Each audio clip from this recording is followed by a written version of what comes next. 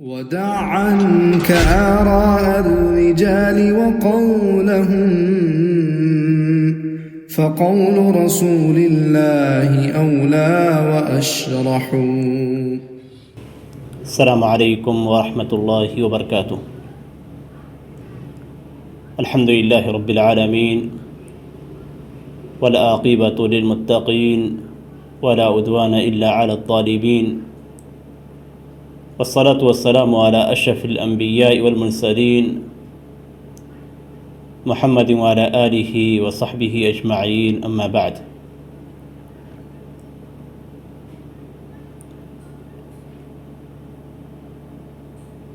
مسائل الجاہلیہ کا یہ چوتھا درس ہے، اور یہ درس سے جاہلیت کے مسائل میں سے دوسرے مسئلے سے متعلق ہیں. امام محمد بن عبد الوہاب رحمہ اللہ نے اپنی کتاب مسائل الجاہلیہ کے اندر جاہلیت کے مسائل میں سے دوسرا مسئلہ یہ ذکر کیا کہ ان کے دین اور ان کی عبادتیں الگ الگ تھیں. یعنی جاہلیت کا یہ مسئلہ تھا کہ اہل جاہلیت کے پاس الگ الگ ادیان پائے جاتے تھے، ان کی عبادتوں کا طریقہ الگ الگ تھا،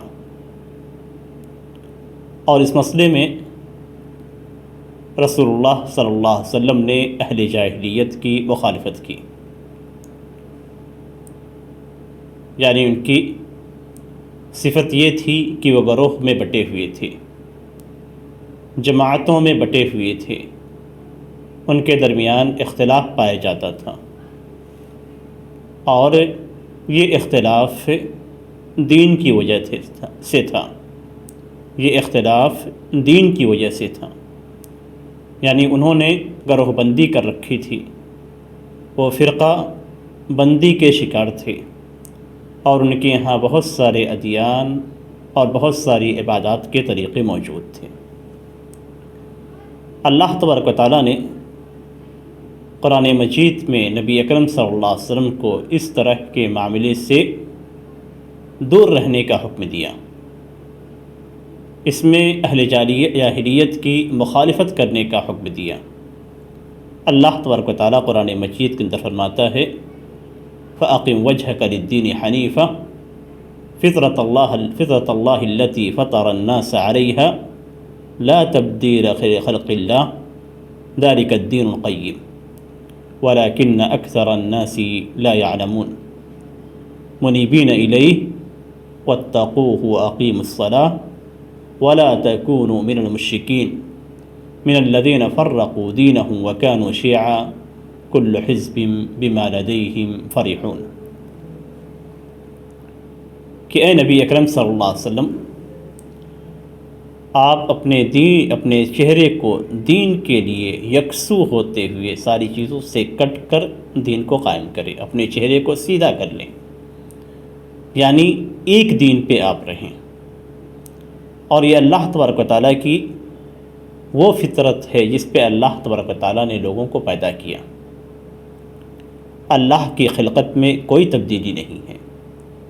یہی پختہ دین ہے، لیکن اکثر لوگ نہیں جانتے ہیں. اللہ تبارک و تعالیٰ کی جانب رجوع کیجیے، اللہ تبارک و تعالیٰ سے تقوی اختیار کیجیے، اور نماز کو قائم کیجیے، اور مشرکین میں سے نہ ہو جائیے، ان لوگوں میں سے جنہوں نے اپنے دین کو گروہ میں بانٹ لیا. اور یہ لوگ خود گروہ بندی کا شکار ہو گئے، اور ہر گروہ جو اس کے پاس موجود ہے اس میں وہ خوش ہیں. اہل جاہلیت یعنی یہود و نصارہ اور اسی طریقے سے مشرکین اور تمام جاہلیت کی ملتیں، ان سب کے اندر یہی چیز پائی جاتی تھی کہ ان کے دین الگ الگ تھے. ہر گروہ کے پاس، ہر جماعت کے پاس ایک دین تھا جس دین کی طرف وہ لوگوں کو دعوت دیتا۔ نصرانیت کے ماننے والے نصرانیت کی طرف دعوت دیتے تھے، یہودیت کو ماننے والے یہودیت کی طرف دعوت دیتے تھے، اور ان دونوں میں سے ہر ایک دوسرے دین کو اور اس کے ماننے والے کو کافر ٹھہراتا تھا، دوسرے دین کے ماننے والے کو کافر ٹھہراتا،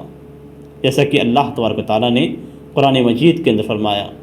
وقالت اليہود لیست النصارى على شيء وقالت النصارى لیست اليہود على شيء وهم يتلون الكتاب كذلك قال الذين لا يعلمون مثل قولهم۔ یہودی یہ کہتے ہیں کہ عیسائی کسی دین پہ نہیں ہے، یعنی عیسائی کا جو دین ہے عیسائیوں کا وہ دین صحیح نہیں ہے، اور عیسائی یعنی نصارہ یہ کہتے ہیں کہ یہود کسی دین پہ نہیں ہیں، یعنی ان کا دین درست نہیں ہے۔ یہ دونوں کی دونوں اللہ تبارک و تعالیٰ کی کتاب کی تلاوت کرتے ہیں، اور ایسی ہی بات ان لوگوں نے بھی کہی جو نہیں جانتے ہیں۔ جو لوگ نہیں جانتے ان سے مراد یہ ہے کہ جن کے پاس سے کتاب کا علم نہیں ہے، جن کے پاس کوئی آسمانی دین نہیں ہے، وہ بھی اسی طرح کی بات کرتے ہیں، یعنی جس طریقے سے یہود نے نصارہ کو کافر ٹھہرایا کہ ان کا دین نہیں ہے، جس طریقے سے نصارہ نے یہودیوں کو کافر ٹھہرایا کہ ان کا دین نہیں ہے، اسی طریقے سے مشرکین بھی کہتے ہیں کہ یہ لوگ کافر ہیں، یہ لوگ کسی دین پہ نہیں ہیں، اس طریقے سے آپس میں ایک دوسرے کے سے اختلاف کرتے ہیں۔ اللہ تبارک تعالیٰ نے قرآن مجید میں فرمایا سورۃ البقرہ آیت نمبر 113 میں اللہ تبارک تعالیٰ فرماتا ہے فاللہ یحکم بینہم یوم القیامہ فیما کانوا فیہ یختلفون، کہ جس چیز میں یہ لوگ اختلاف کرتے ہیں اللہ تبارک تعالیٰ قیامت کے دن ان کے درمیان فیصلہ کرے گا، اور یہ فیصلہ کس طریقے سے ہوگا کہ اسلام کے علاوہ جتنے بھی ادیان ہیں یہ سارے کے سارے ادیان اسلام کے آنے کے بعد باطل ہو جاتے ہیں۔ اللہ تعالیٰ بیان کرے گا کہ کون حق پہ ہے اور کون باطل پہ ہے، نصارہ حق پہ ہیں، یہودی حق پہ ہیں، یا اسی طریقے سے مشرکین حق پہ ہیں، یا اللہ تبارک و تعالیٰ نے جو دین عطا کیا ہے یہ دین جو اللہ تبارک و تعالیٰ کا دین ہے اس دین پہ رہنے والے حق پہ ہیں۔ قیامت کے دن اس بات کا فیصلہ ہو جائے گا، اس لیے کہ اللہ تبارک و تعالیٰ کا دین ایک ہے، اور اسی دین کے لیے اللہ تبارک و تعالیٰ نے جنوں کو اور انسانوں کو پیدا کیا۔ اللہ تبارک و تعالیٰ سورۃ الذاریات آیت نمبر 56 میں فرماتا ہے وما خلقت الجن والانس الا لیعبدون، کہ ہم نے جنوں کو اور انسانوں کو اپنی عبادت کے لیے پیدا کیا ہے۔ تو اب اس عبادت سے ہٹ کر جو بھی دین ہوتا ہے وہ دین نہیں ہے، ہر وہ دین جو اللہ تبارک و تعالیٰ کی عبادت سے ہٹ کر کسی اور کی عبادت کا حکم دیتا ہے تو وہ دین حق دین نہیں ہے۔ یہودیوں نے حضرت عزیر علیہ السلام کو اللہ تبارک و تعالیٰ کا بیٹا قرار دیا، عیسائیوں نے حضرت مسیح علیہ السلام کو اللہ تبارک و تعالیٰ کا بیٹا قرار دیا۔ یہ دونوں فریق، یہ دونوں گروہ اللہ تبارک و تعالیٰ کی توحید میں دین حق کی مخالفت کر رہے ہیں، اور یہی حال مشرکین کا بھی ہے کہ مشرکین اللہ تبارک و تعالیٰ کے ساتھ شرک کر رہے ہیں، تو سارا شرک توحید کے اندر جو شرک پایا جاتا ہے وہ یہود کے ہاں بھی پایا جا رہا ہے، نصارہ کے ہاں بھی پایا جا رہا ہے، مشرکین کے ہاں بھی پایا جا رہا ہے، مجوسین کے ہاں بھی یہ معاملہ ہے۔ تو ہر دین جو اللہ تبارک و تعالیٰ کے دین کے خلاف ہے، ہر ایسا دین باطل دین جو اللہ تبارک و تعالیٰ کے دین کے خلاف ہے، یہ دین اللہ تبارک و تعالیٰ کے ہاں قبول نہیں ہے۔ اسی لیے اللہ تبارک و تعالیٰ نے لوگوں کو حکم دیا ہے کہ صرف ایک رب کی عبادت کی جائے، جیسا کہ اللہ تبارک و تعالیٰ سورۃ البقرہ آیت نمبر 21 میں فرماتا ہے یا ایھا الناس اعبدوا ربکم الذی خلقکم والذین من قبلکم لعلکم تتقون، کہ اے لوگوں اپنے اس رب کی عبادت کرو جس نے تمہیں پیدا کیا ہے اور تم سے پہلے لوگوں کو پیدا کیا ہے، شاید کہ تم تقوی اختیار کرو۔ تو اللہ تبارک و تعالیٰ کا دین ایک ہے تمام مخلوق کے لیے، چاہے وہ یہودی ہو، نصرانی ہو، مشرک ہو، عربی ہو، اجمی ہو، کوئی بھی ہو، ان تمام افراد کے لیے، تمام مخلوقات کے لیے اللہ تبارک و تعالیٰ کا دین ایک ہے۔ لیکن اہل جاہلیت کا عمل یہ تھا کہ انہوں نے اپنے اللہ تبارک و تعالیٰ کے دین کو لینے کے بجائے مختلف ادیان میں بٹ گئے۔ ہر ایک کے پاس ایک فرقہ ہوتا تھا، ایک دین ہوتا تھا، وہ جو دین دوسرے دین سے مختلف ہوتا تھا اور اسی دین کو پکڑے ہوئے رہتا تھا۔ یہودیوں کے درمیان بھی آپس میں اختلاف تھا، نصارہ آپس میں مختلف تھے، اور آج تک یہ اختلاف یہودیوں کے اندر بھی پایا جا رہا ہے، نصرانیوں کے اندر پایا جا رہا ہے۔ عرب کے اندر دیکھیں تو جن میں نبی اکرم صلی اللہ علیہ وسلم کو بھیجا گیا تھا، ان کے یہاں بھی عبادات کے مختلف طریقے تھے، ان کے یہاں بھی دین الگ الگ تھا۔ کچھ لوگ ایسے تھے جو سورج کی پوجا کرتے تھے، کچھ لوگ چاند کی پوجا کرتے تھے، کچھ لوگ بتوں کی پوجا کرتے تھے، کچھ لوگ فرشتوں کی پوجا کرتے تھے، کچھ لوگ درختوں کی پوجا کرتے تھے، کچھ لوگ پتھروں کی پوجا کرتے تھے، کچھ لوگ اولیاء اور صالحین کی پوجا کرتے تھے۔ اس طریقے سے مختلف لوگ مختلف عبادتوں کے اندر مشروف تھے۔ یہ جاہلیت کی حالت تھی، ان کے پاس کوئی ایک دین نہیں تھا، وہ گروہ میں بٹے ہوئے تھے۔ نصرانی ہیں، نصرانیوں میں، عیسائیوں میں گروہ ہیں، یہودی ہیں تو یہودیوں میں گروہ ہیں، جو بتوں کی پوجا کر رہے ہیں ان کے یہاں بھی الگ الگ بت ہیں، یہاں تک کہ ہر قبیلے کے پاس ایک ایک بت پایا جاتا تھا۔ اس طریقے سے مختلف ادیان ان کے یہاں پائے جاتے تھے، مختلف عبادتیں تھے، مختلف چیزوں کی وہ عبادت کرتے تھے، اور ان کی کیفیت یہ تھی کہ ہر گروہ اپنے پاس جو عبادت کا طریقہ تھا اس طریقے پہ خوش تھا۔ یہ اللہ تعالیٰ کی جانب سے سزا ہوتی ہے کہ آدمی گمراہی کے اندر ہے اور اس گمراہی پہ آدمی بالکل خوش ہے، اس لیے کہ جو شخص گمراہی پہ ہے اگر وہ گمراہی پہ خوش ہے تو ایسی صورت میں اس گمراہی سے نکل نہیں سکتا ہے، جبکہ معاملہ اس کے برعکس ہونا چاہیے تھا کہ اگر آپ گمراہی پہ ہیں تو ایسی صورت میں آپ گمراہی سے بچیں، دور رہیں، آپ کو گمراہی پہ خوش نہیں ہونا چاہیے۔ آدمی کو ہمیشہ گمراہی سے، انحراف سے خوف کھانا چاہیے کہ کہیں ایسا نہ ہو کہ میں کوئی ایسی عبادت کر بیٹھوں جو عبادت ثابت نہیں ہے، اور یہی معاملہ آج کے زمانے میں بھی پایا جاتا ہے۔ مسلمانوں کی حالت دیکھیے، جس جاہلیت کو مٹانے کے لیے نبی اکرم صلی اللہ علیہ وسلم آئے ہوئے تھے کہ لوگوں کو گروہ میں، جماعتوں میں تقسیم جو کیا گیا ہے عبادات کو لے کے، دین کو لے کے، دین کے معاملے کو لے کر لوگ مختلف گروہوں میں بٹے ہوئے ہیں، اسی چیز کو ختم کرنے کے لیے نبی اکرم صلی اللہ علیہ وسلم آئے تاکہ انہیں بتلائیں کہ اللہ تبارک و تعالیٰ کا دین صرف ایک ہے، اس دین کے علاوہ کوئی دوسرا دین اللہ تبارک و تعالیٰ کا نہیں ہے۔ اسی چیز کو بتانے کے لیے نبی اکرم صلی اللہ علیہ وسلم آئے ہوئے تھے، اور اسی چیز سے ہمیں بھی منع کیا گیا ہے کہ ہم ان کے جیسے نہ ہو جائیں۔ وَأَقِیمُوا الصَّلَاةَ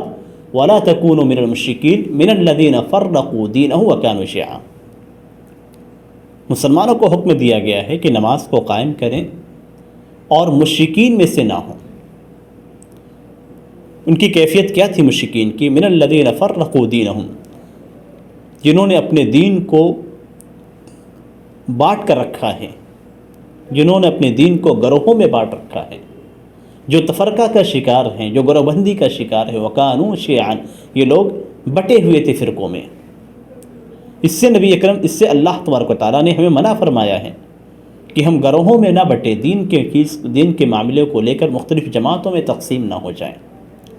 یہ اہل جاہلیت کا عمل تھا۔ اسی لیے اللہ تبارک و تعالیٰ نے ایک دوسری آیت سورۃ الانعام آیت نمبر 159 میں فرماتا ہے ان الذین فرقوا دینہم وکانوا شیعا لست منہم فی شیء انما امرہم الی اللہ ثم ینبئہم بما کانوا یفعلون۔ کہ جنہوں نے اپنے دین کو بانٹ لیا ہے گروہوں میں، جنہوں نے دین کے معاملے میں تفرقہ اختیار کیا ہے، اور یہ لوگ مختلف گروہوں میں بٹے ہوئے ہیں، آپ ان میں سے نہیں ہیں کسی بھی چیز میں، یعنی آپ کا کوئی بھی تعلق ان گروہوں میں سے کسی بھی گروہ سے نہیں ہے، ان جماعتوں میں سے کسی بھی جماعت سے نہیں ہے، ان کا معاملہ اللہ تعالیٰ کے سپرد ہے۔ یہ جماعتوں میں بٹے ہوئے ہیں، ان کا معاملہ اللہ تبارک و تعالیٰ کے سپرد ہے، اللہ تبارک و تعالیٰ انہیں بتلائے گا کہ وہ کیا کر رہے ہیں۔ اللہ کے نبی صلی اللہ علیہ وسلم کو جو اس بات کا حکم دیا گیا تھا وہ یہ کہ اللہ کا ایک دین ہے، اسی دین پہ قائم رہیں، اس دین سے ہٹے نہ، اور یہ حکم نبی اکرم صلی اللہ علیہ وسلم کے لیے تھا اور آپ صلی اللہ علیہ وسلم کی پوری امت کے لیے ہے۔ اللہ تبارک تعالیٰ نے سورۃ الشورى آیت نمبر 13 میں فرمایا شرع لکم من الدین ما وصى به نوحا والذی اوحینا الیک وما وصینا به ابراہیم وموسى وعیسى ان اقیموا الدین ولا تتفرقوا فیہ۔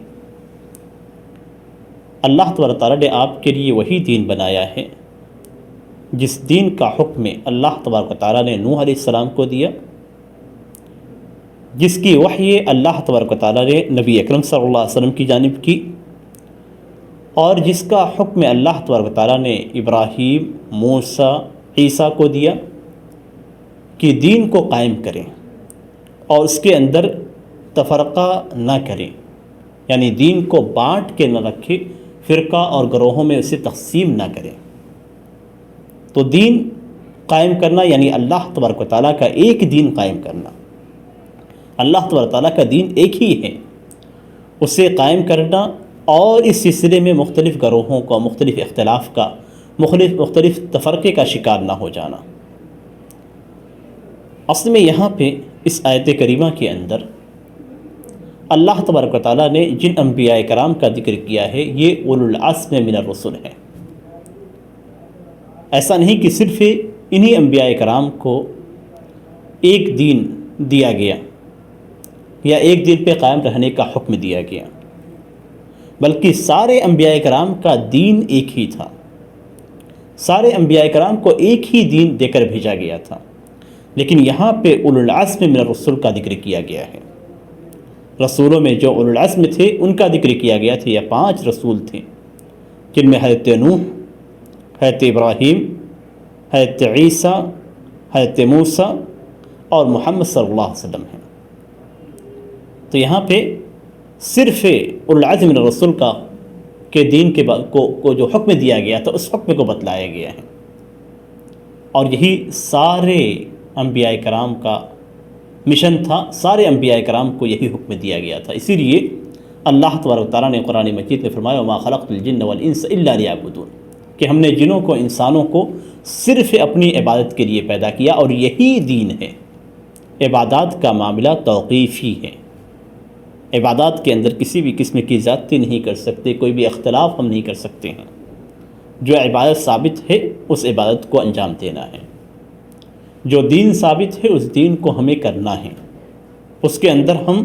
کسی قسم کا اضافہ کر کے اپنی جماعت کو الگ نہیں کر سکتے ہیں،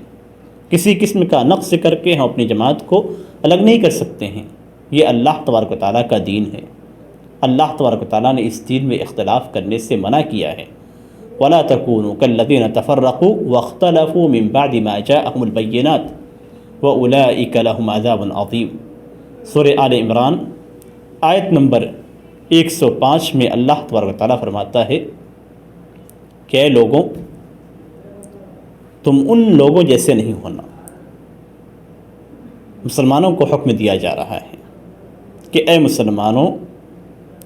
تم ان لوگوں کی طرح نہیں ہونا جو آپس میں بٹ گئے، جنہوں نے فرقہ بندی اختیار کی، جنہوں نے دین کے معاملے کو لے کر الگ الگ گروہ بنا لیا، اور ان کے پاس جب واضح نشانیاں آ گئی اس کے بعد انہوں نے اختلاف کیا۔ ایسے لوگوں کے لیے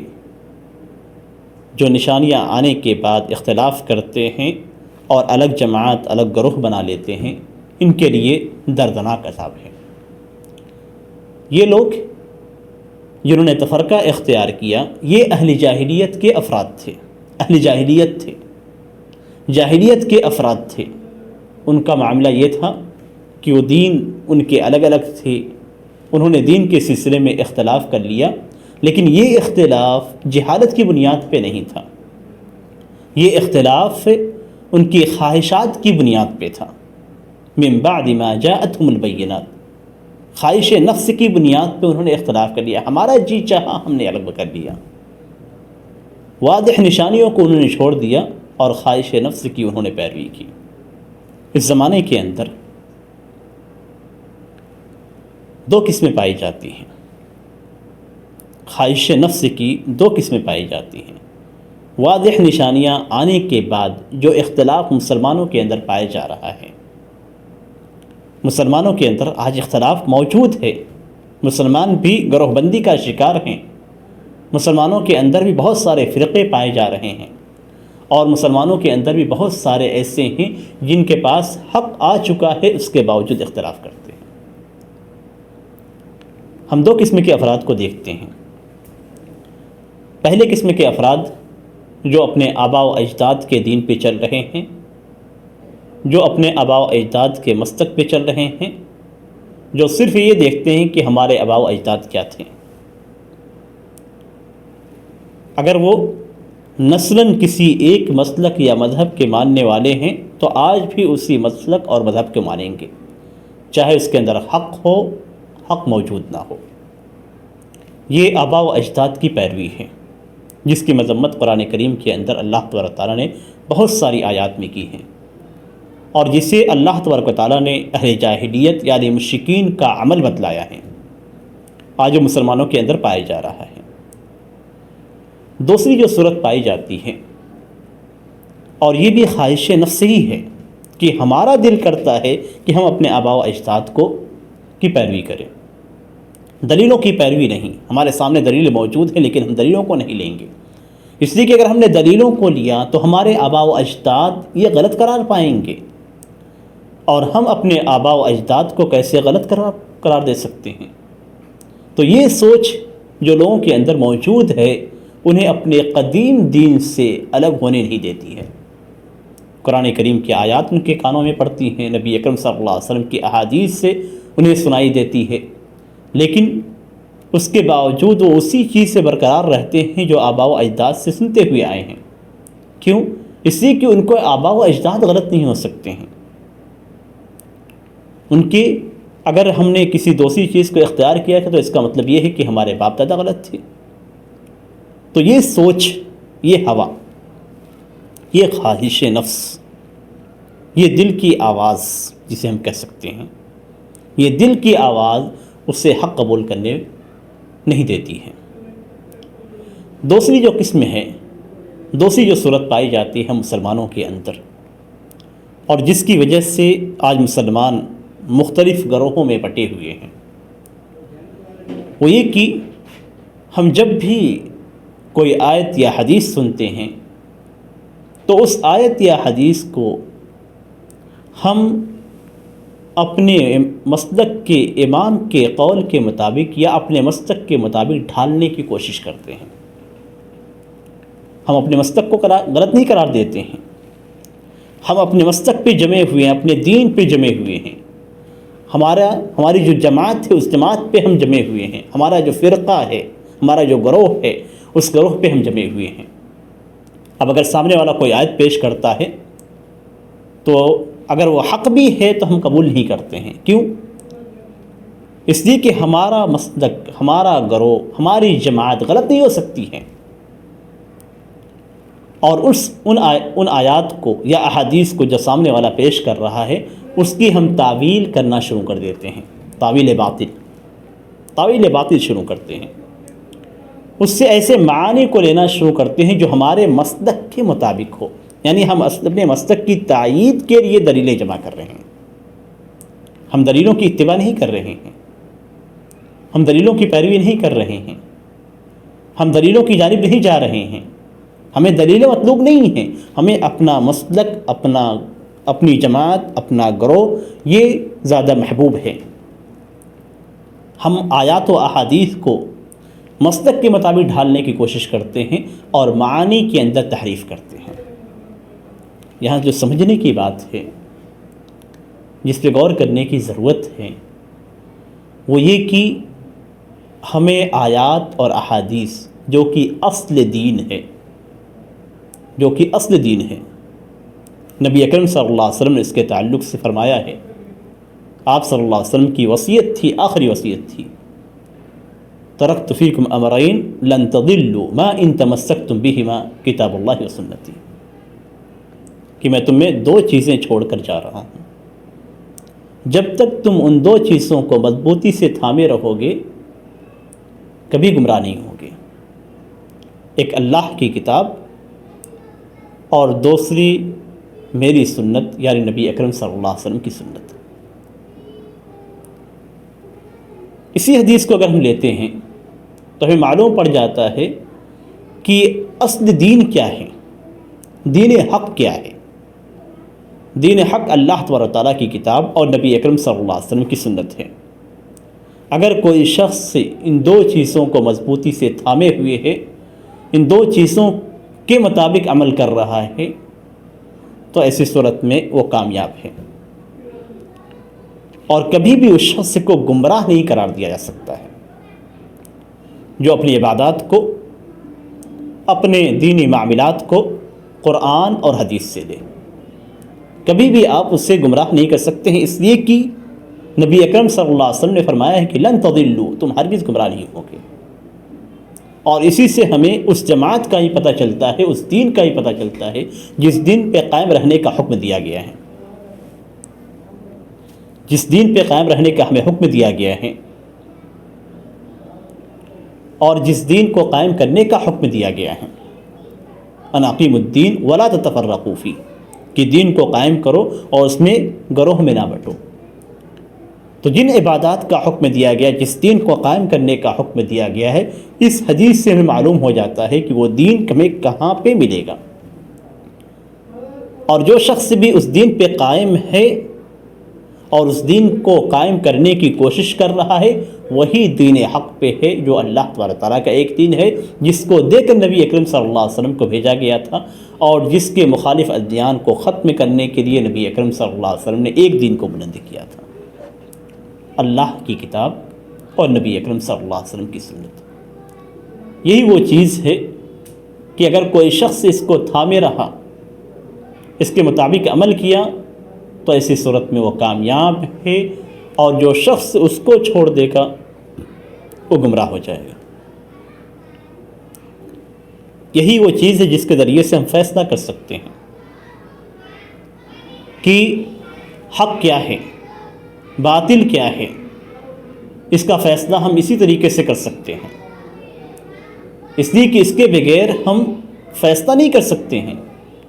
کہ کیا حق ہے اور کیا باطل ہے۔ فیصلہ کرنے والی چیز ہمارے پاس موجود ہے۔ اب اس گروہ بندی کو کس طریقے سے چھوڑا جا سکتا ہے، کس طریقے سے ہم جاہلیت کے اس عمل کو کیسے چھوڑ سکتے ہیں۔ ہمیں معلوم ہے کہ اللہ تبارک و تعالیٰ نے ہمیں جاہلیت کے اس طریقے کو اختیار کرنے سے منع کیا ہے، اور ہمیں حکم دیا ہے کہ جو دین اللہ تبارک و تعالیٰ نے اپنے رسول صلی اللہ علیہ وسلم پہ نازل کیا، اور جس پہ صحابہ کرام، اللہ کے رسول صلی اللہ علیہ وسلم کے صحابہ کرام چل رہے تھے، خلفائے راشدین نے جس دین کو اختیار کیا، اسی دین کو قیامت تک پکڑنا یہ ہدایت ہے۔ اگر اس دین کو ہم پکڑے ہوئے ہیں تو ہم جاہلیت کے اس مذموم کام سے دور ہیں۔ اب اس کا طریقہ یہ ہوگا کہ جب بھی ہمارے درمیان اختلاف ہو، کسی بھی معاملہ میں، دین کے کسی بھی معاملے سے متعلق اختلاف ہو، تو ایسی صورت میں ہم اس اختلاف کو کتاب و سنت کی طرف لوٹائیں، اس لیے کہ لن تضلوا ما ان تمسکتم بہما، جب تک مضبوطی سے ہم دونوں چیزوں کو تھامے رہیں گے ہم گمراہ نہیں ہوں گے۔ تو اب اختلاف واقع ہوا تو ایسی صورت میں ہم اللہ اس کے رسول کی طرف لوٹا دیں، یعنی اللہ تبارک تعالیٰ کی کتاب اور نبی اکرم صلی اللہ علیہ وسلم کی سنت کی جانب، جیسا کہ اللہ تبارک تعالیٰ نے ہمیں حکم دیا ہے۔ سورۃ النساء آیت نمبر 59 میں اللہ تبارک تعالیٰ فرماتا ہے فَإِن تَنَازَعْتُمْ فِي شَيْءٍ فَرُدُّوهُ إِلَى اللَّهِ وَالرَّسُولِ إِن كُنتُمْ تُؤْمِنُونَ بِاللَّهِ وَالْيَوْمِ الْآخِرِ، کہ اگر تمہارے درمیان اختلاف ہو جائے کسی بھی چیز کے اندر، دین کے کسی بھی مسئلے میں، تو اسے اللہ اور اس کے رسول کی جانب لوٹا دو۔ کوئی بھی معاملہ ہو، کوئی بھی مسئلہ ہو، اگر اختلاف واقع ہوتا ہے تو اللہ اس کے رسول کی جانب لوٹانا، یعنی کتاب و سنت کی جانب سے لوٹائے جائے۔ اور اگر کوئی شخص نہیں لوٹاتا ہے قرآن اور سنت کی جانب، تو آگے آیت کریمہ میں جو بیان کیا گیا ہے وہ فیصلہ کرنے والا ہے کہ یہ شخص سے دین حق پہ ہے یا دین باطل پہ ہے۔ ان کنتم تؤمنون باللہ والیوم الآخر، اگر تمہارا ایمان اللہ پر اور آخرت کے دن پہ ہے تو اس سے لوٹاؤ۔ اس کا مطلب کیا ہوتا ہے کہ اگر نہیں لوٹایا گیا تو ہمارے ایمان میں خلل ہے۔ اگر ہم اللہ اس کی جانب، رسول کی جانب نہیں لوٹاتے ہیں، اپنے اختلاف کو اللہ اس کے رسول کی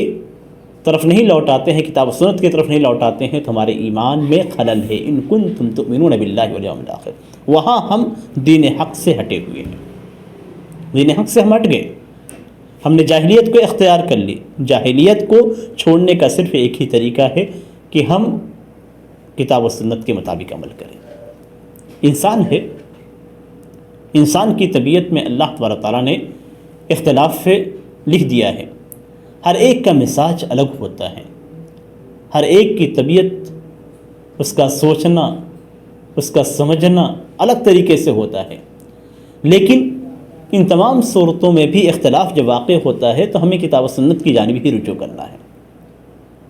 ہم کتاب و سنت کی روشنی میں ہی سمجھ پائیں گے کہ کون حق پہ ہے اور کون حق پہ نہیں ہے۔ کتاب و سنت کی باتیں، کتاب و سنت کے آیات و احادیث جس کے لیے گواہی دیں گی وہ حق پہ ہیں، جس کے مطابق نہیں ہے وہ حق پہ نہیں ہے۔ جو حق پہ ہے وہ حق کو تھامے رہے، دوسرا بھی اسی حق کو اختیار کرے،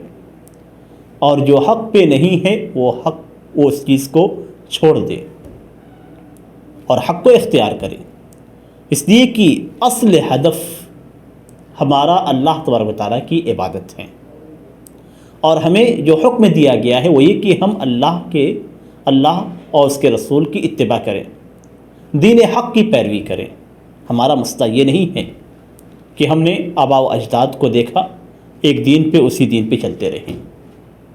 ہم نے ایک مسلک کو اختیار کیا، اب وہ مسلک حق ہے یا باطل ہے، ہم ہر صورت میں اسی مسلک پہ رہیں۔ حقیقت میں مسلمانوں کے درمیان جو اختلاف واقع ہوتا ہے، اس اختلاف کی دو صورتیں ہیں۔ پہلی صورت تو یہ ہے کہ دین میں اختلاف ہو، یعنی عبادت کے اندر، عقیدے کے اندر۔ تو اگر کوئی شخص عبادت اور عقیدے کے اندر اختلاف کرتا ہے تو اس کا یہ اختلاف حرام ہے، قابل مذمت ہے۔ اس لیے کہ دین یعنی عبادت اور عقیدہ، عبادت اور عقیدہ، عبادت و عقیدہ یہ اجتہاد کا مجال نہیں ہے کہ ہاں اپنی رائے سے اس میں کچھ بھی کہیں، اس میں ہم اپنی آراء کو پیش نہیں کر سکتے، کسی کی رائے کو بھی اس میں نہیں قبول کر سکتے ہیں۔ عبادت کا معاملہ توقیفی ہے، عقیدے کے معاملات بھی توقیفی ہیں، ان میں اجتہاد کی کوئی گنجائش نہیں ہے۔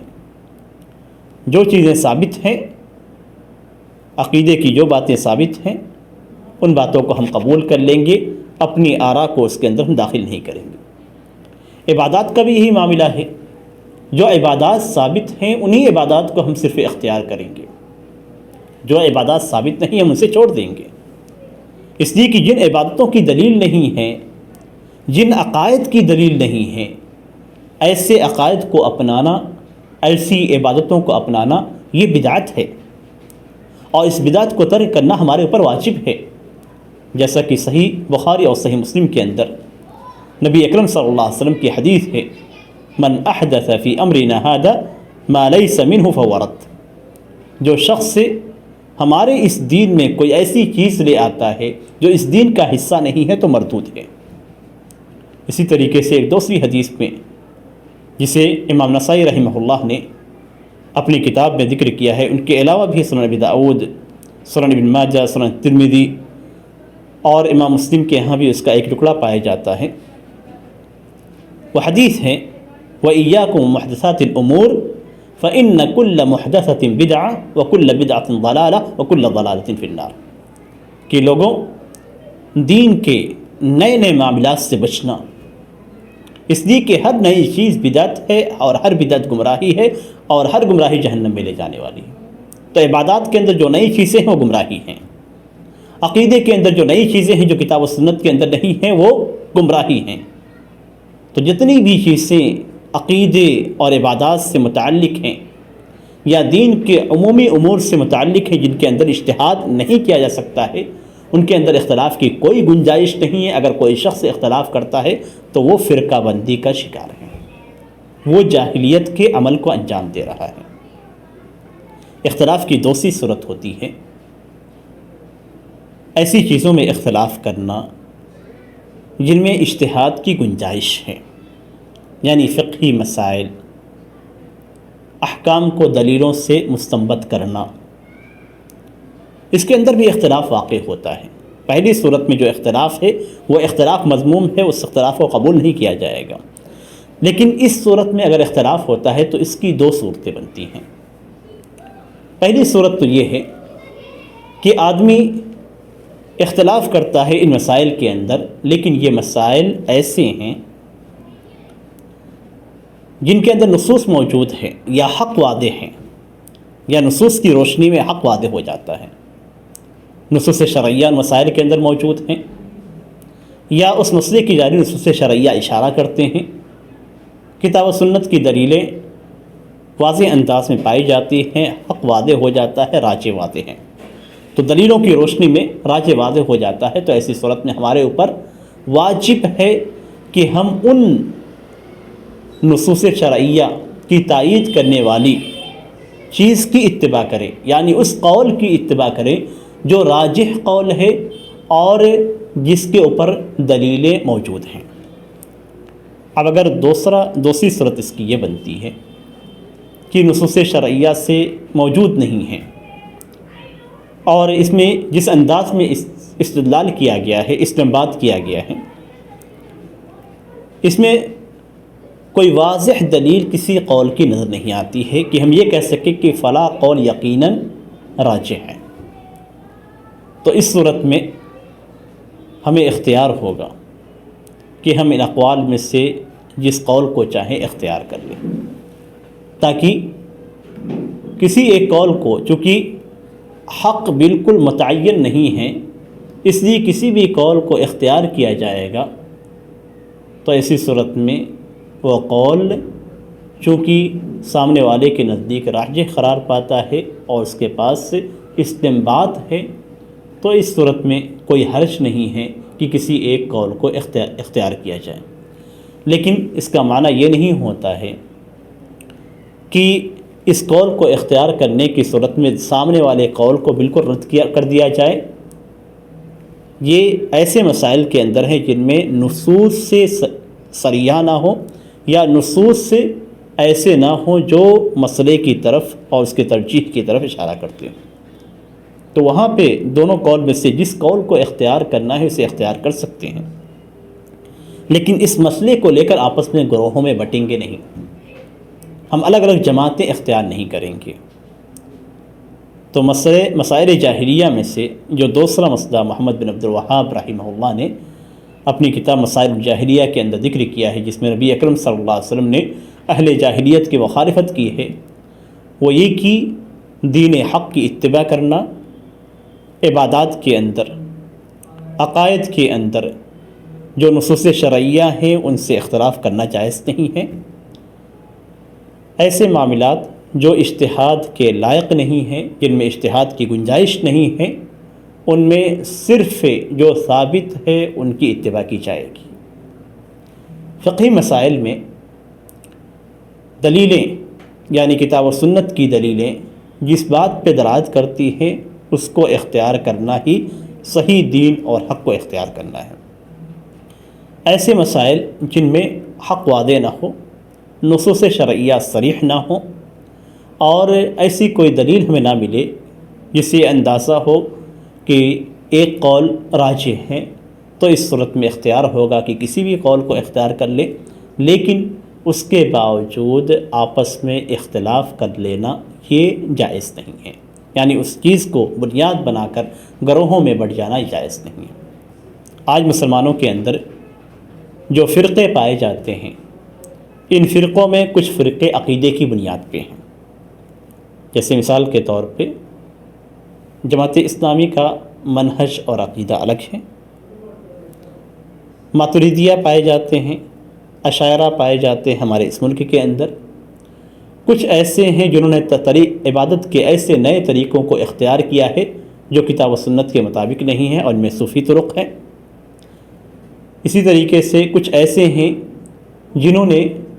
مذہبی اور مسلکی بنیاد پہ اختلاف کیا ہے، اس میں آپ دیکھیں گے الگ الگ نام آپ کو مل جائیں گے، بہت سارے موجود ہیں، آپ اگر تلاش کریں گے تو آپ کو مل جائیں گے کہ کچھ لوگوں نے عقیدے کی بنیاد پہ کتاب و سنت سے اختلاف کرتے ہوئے الگ گروہ بنایا ہے، کچھ لوگوں نے فقہی مسائل کے اندر اختلاف کرتے ہوئے الگ گروہ بنایا ہے، جبکہ اس کے اندر بھی حق واضح ہے، اور کچھ لوگ ایسے ہیں جو صرف ذاتی بنیاد پہ، ہوا کی بنیاد پہ، خواہش نفس کی بنیاد پہ الگ جماعتیں بنائے ہوئے ہیں۔ اسلام کا جو حکم ہے، قرآن کا جو حکم ہے، حدیث کا جو حکم ہے، وہ یہ کہ اللہ کا دین ایک ہے، حق ایک ہے۔ اللہ کا دین وہی ہے جو قرآن اور سنت کے اندر ہے، حق ایک ہے اور حق وہی ہے جو قرآن اور سنت کے اندر ہے۔ ہمیں جو چیز لینی ہے جس کا حکم قرآن کے اندر دیا گیا ہے،